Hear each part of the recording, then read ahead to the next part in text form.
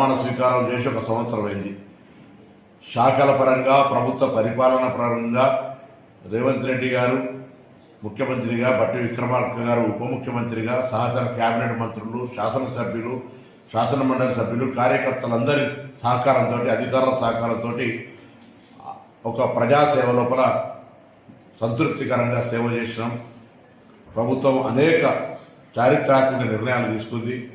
ముఖ్యంగా రైతాంగ రుణమాఫీ కావచ్చు, 200 యూనిట్ల ఉచిత విద్యుత్ కావచ్చు, 500 సిలిండర్లు కావచ్చు, లేదా తెలంగాణ అక్క చెల్లెలందరికీ ఉచితంగా మహిళలు బస్ ప్రయాణం చేయడం కావచ్చు, ఒక విద్యార్థి నాయకుడిగా గతంలో ఉద్యమించిన హక్కు అయినటువంటి పిల్లల బస్ ఛార్జీలు పెంచడం కావచ్చు, ఈ విధంగా అనేక రకాల సంక్షేమ కార్యక్రమాలు చేసిన ఈ ప్రభుత్వం తప్పకుండా భవిష్యత్తు 4 ఏళ్లలో మేము ఇచ్చిన హామీలన్నీ పూర్తి చేస్తామనే విషయాన్ని తెలియజేస్తూ, ఆ విధంగా ప్రజలంతా ఈ ప్రభుత్వాన్ని ఆశీర్వదించాలా ఈ మొదటి సంవత్సరం పూర్తి చేసుకుంటున్న సందర్భంగాని కోరుతూ అందరికీ నా హృదయపూర్వక నమస్కారాలు తెలియజేస్తాను.